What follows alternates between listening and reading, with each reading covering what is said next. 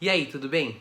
Na semana passada, na quarta-feira, eu não consegui postar a nossa conversa da quarta. Tive uma ressaca literária horrível e não estava conseguindo ler os livros. Então até nosso cronograma de conversas ficou um pouco atrasado. Mas nesses últimos dias eu dei uma acelerada, me recuperei e pretendo recompensar você. Nossa, como eu fiquei com saudade. Então, para te compensar, eu vou postar conversas hoje domingo, segunda, terça e quarta. E aí a partir daí a gente volta para o nosso ritmo de conversas às quartas e ao domingo e aos domingos. Avisado isso, então a gente já pode ir para o nosso assunto de hoje principal. A nossa conversa é sobre um livro que fala de 3 coisas que eu adoro: a Segunda Guerra Mundial, romances de menininha e livros que falam sobre livros. Nossa conversa é sobre a Sociedade Literária e a Torta da Casca de Batatas. Este livro tem uma coisa especial porque ele é de 2 autoras, Mary Ann Shaffer e Annie Barrows. Meu nome é Paulo e eu sou um leitor.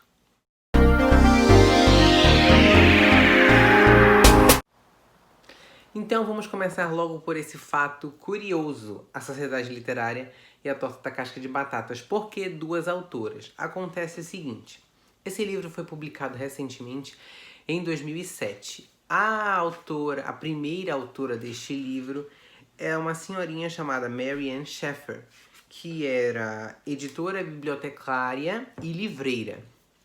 E ela escreveu o rascunho do livro, a base da história, um certo fator de caracterização dos personagens.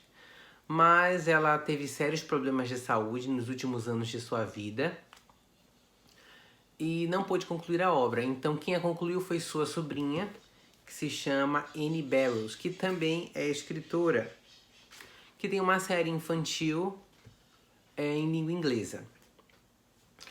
Infelizmente, a Mary Ann não conseguiu acompanhar o sucesso do seu livro, porque faleceu em 2008 pelos problemas de saúde.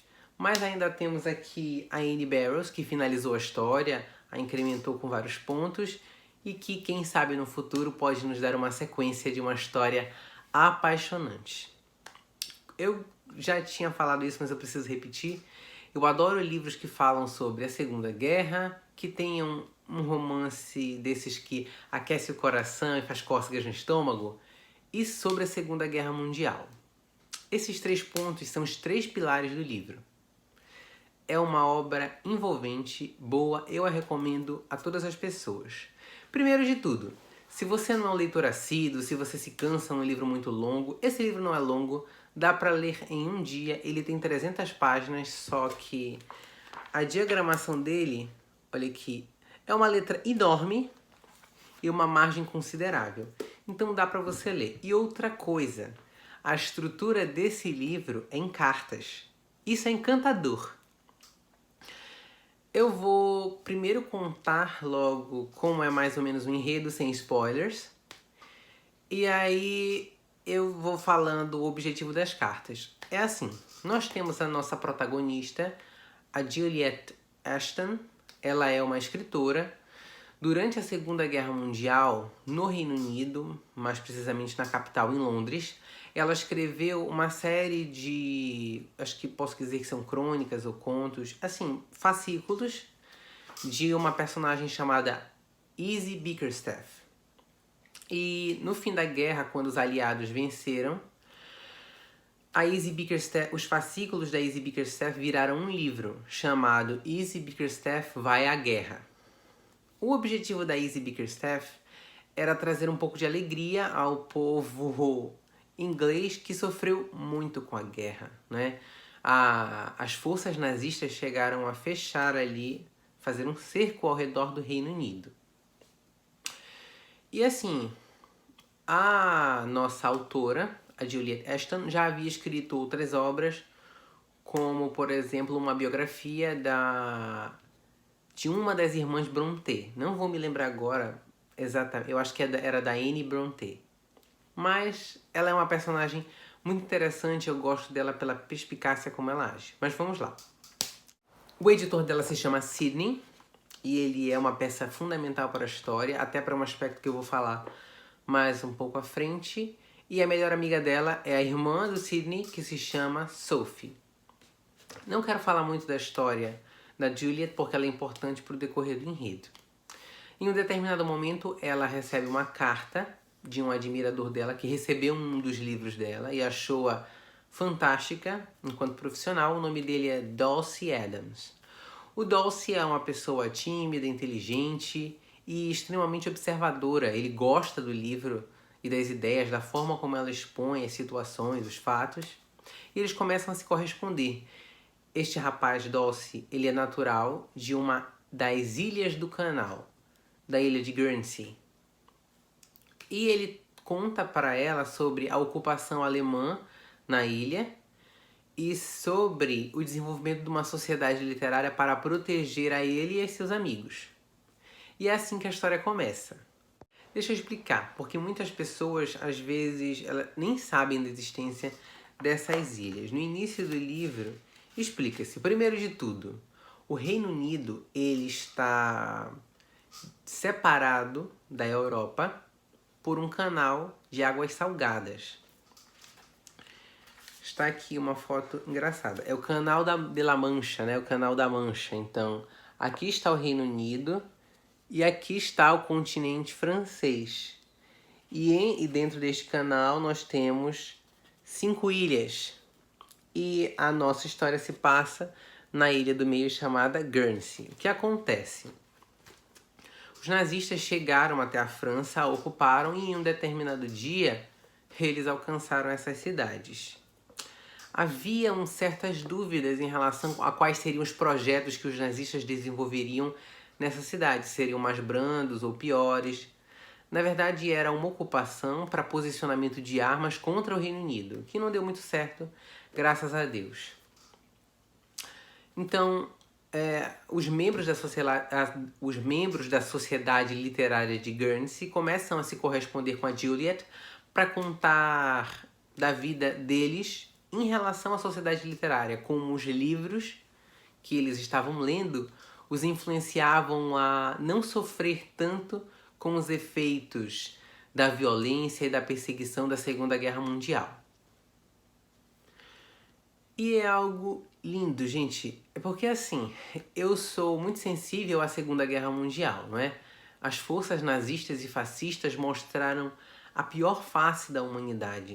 São atrocidades que são terríveis e que nós pouco conhecemos, não é? As pessoas, elas guardam os horrores das suas famílias para si. E eu acho que isso é uma atitude egoísta de um certo ponto e solidária de outro, porque são sofrimentos lascivos.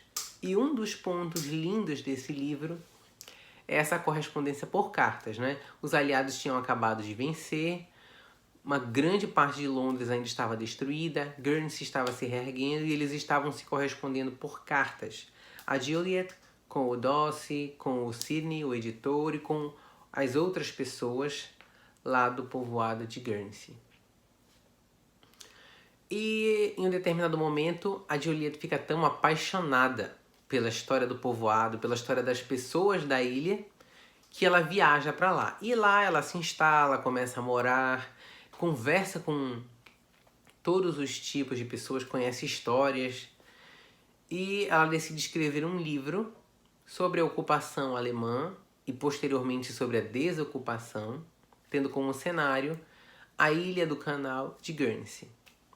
Então, é algo lindo, são relatos muito práticos, é uma linguagem acessível e apaixonante. E é dessa paixão que eu vou tratar agora. Eu acho que o meu tiro de primeiro livro para o mês dos namorados saiu um pouco pela culatra, porque, vou te contar, eu primeiro soube a respeito dessa história porque eu assisti a uma produção da Netflix que tem o mesmo título, A Sociedade Literária e A Torta da Casca de Batatas. Aquele filme foi baseado sim nesta obra, mas foi meramente isso, uma base. A história do filme ela é um pouco diferente da história da obra no que diz respeito ao foco principal da história. O livro é mais voltado para uma óptica de um escritor que está fazendo pesquisa para desenvolver o enredo de um romance. Enquanto que o filme está mais voltado para uma das paixões que a nossa protagonista, Juliet, vai ter lá na ilha. Então eu imaginava encontrar mais romance, e o romance existe, só que ele não é o único foco da história, ele é um dos focos. Então, primeiro, Segunda Guerra Mundial, mostrando o sofrimento, o abuso nazista. Nossa, quando você escuta a análise dos alemães chegando à cidade, confiscando bens, trazendo a escassez de comida, porque veja, a ideia de uma guerra é que haja a conquista de territórios e as tropas, conforme elas avançam, a sede não envia recursos para que eles comprem comida ou mantimentos. As tropas sobrevivem de saques à população que eles estão devastando. Por isso que as guerras são tão violentas. Não só pelo embate entre frontes opositores, mas pelo desastre que elas vão fazendo conforme o poderio de um determinado polo se alastra. E com os nazistas não foi nada diferente. Dentro desse enredo de Segunda Guerra Mundial, eu fiquei muito sensibilizado pela situação dos judeus. Sim, eu não sabia dessa condição dos judeus fora daqueles sítios de tratamento, né? Por exemplo, como Auschwitz. E o livro nos mostra a face dos construtores, dos trabalhadores TOT, eu acho que essa é a pronúncia. Eles não eram alimentados pelo batalhão, eles não tinham moradia adequada, eles trabalhavam 6 dias e meio por semana. E eles tinham cerca de 12 horas do domingo, mais ou menos do fim da tarde até as altas madrugadas, para serem soltos pelas cidades e roubar a comida dos habitantes, porque as tropas não se ocupavam em dar a eles alimentação. Outro ponto que me deixou estarrecido com a ocupação alemã foi o seguinte: não havia ainda sistemas de saneamento básico, principalmente numa das ilhas do canal. Portanto, os alemães juntavam todos os dejetos e faziam a liberação desses dejetos no oceano, no fim das tardes de domingo. E esses trabalhadores TOT eram encorajados a ficar no oceano, porque quando eles jogavam os dejetos no oceano, os peixes se reuniam. Então, o que os trabalhadores TOT faziam para comer? Eles pegavam esses animais em pelo e os comiam daquela forma, crus, vivos. Então, houve um posicionamento de perseguição absurda em relação aos judeus. A gente sente o antissemitismo nessa história. Nós sempre escutamos falar, através de historiadores, sociólogos, filósofos, dos desastres, das perseguições, do antissemitismo, do etnocentrismo na Segunda Guerra Mundial, mas é difícil de entender um determinado conceito ou uma história sem que ela seja bem ilustrada. E, infelizmente, eu finalmente internalizei os absurdos do nazismo. Segundo ponto dessa história, o romance que existe atrás dela, né? Vocês viram que dessa vez eu não quis mergulhar muito no enredo, porque assim, cada pedaçozinho dessa história, ela não é muito grande, ela é muito rápida, então se eu contar, vocês já vão captar alguma coisa e eu não quero estragá-la para vocês. Então, vou falar agora sobre aquilo que me levou a ler este livro, que seria a possibilidade de um romance e tudo mais. Existe sim um romance dentro da sociedade literária, mas vejam, ele é um romance extremamente inocente. Existe um rapaz, existe uma moça, existe uma cumplicidade através das cartas, ou seja, eles nem trocam fotos. Eles trocam, porque o material fotográfico depois da Segunda Guerra Mundial era escasso. Eles trocam apenas cartas. O livro é construído assim. Deixa eu mostrar um trecho para que eu possa mostrar a vocês aqui, por exemplo. E, ó, endereçamento, título, data, endereçamento, texto e assinatura. O livro inteiro ele é construído dessa forma. E a história é interessante da primeira página até a última. Gostei demais desse livro. Ele é bonitinho, gente. E o terceiro ponto que me fez ler esta obra: uma sociedade literária. Eu sou fascinado por livros que falam sobre outros livros, que falam sobre autores, ou melhor ainda, sobre uma sociedade literária. É a junção de tudo isso.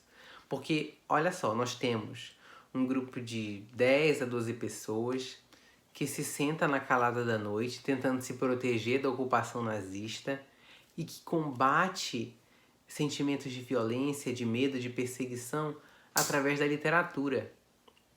Então, acho que é para isso que serve um livro, né? É para que você leia e voe dentro da história. Não existe sensação melhor do que sentar com uma pessoa que lê o mesmo livro que você e para que vocês para discutir sobre um personagem, sobre uma atitude, sobre como a história poderia ter terminado diferente ou como o final foi perfeito. Enfim, o importante é conversar sobre o livro. Isso é ótimo, é fantástico. Poucas são as pessoas que têm essa experiência. Se você ainda não teve, recomendo que você, junto com seus amigos, forme um clube do livro. Eu tenho o meu e eu simplesmente adoro. Então, e descobri 2 bônus dentro deste livro e quero dividi-los com você porque acho que são motivos para lê-lo. Primeiro deles, a personagem principal, a protagonista, a Juliet Ashton, é uma mulher forte, à frente do seu tempo, inteligentíssima. Ela é de uma formação intelectual diferenciada. Ela teve muitos problemas na infância por ser órfã, né? Os pais morreram quando ela tinha 12 anos e ela foi criada por um padrinho. Padrinho? Sim. Um padrinho, um amigo de seu pai. Então, e mesmo assim ela estudou, ela era apaixonada pela literatura e conseguiu se desenvolver nesse meio jornalístico. É um exemplo, acho que, para várias mulheres. Aos 32 anos, já superada a Segunda Guerra Mundial, ainda estava solteira, sem o marido, abdicou de muitas coisas na sua vida em prol da carreira. E mesmo assim, no fim, tem um final feliz distinto daquilo que ela achava que poderia lhe trazer alguma felicidade. Então, acho que deveríamos dar uma chance a essa protagonista fantástica. E o segundo ponto é: um dos personagens-chave da trama é homossexual, veja só. Eu costumo fugir de livros que tratem desse tipo de assunto, não por qualquer tipo de preconceito, mas normalmente as tramas literárias que envolvem personagens dessa orientação sexual acabam tornando a sexualidade do personagem o centro da história.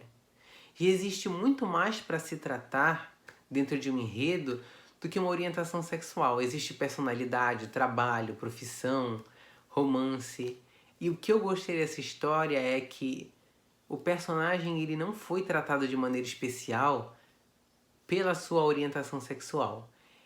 Ele é um ser humano fantástico, extremamente inteligente e, em momento algum, existe qualquer aspecto de vulgaridade relacionado a ele. Muito pelo contrário, todas as vezes em que ele aparece na trama, ele aparece de maneira importantíssima.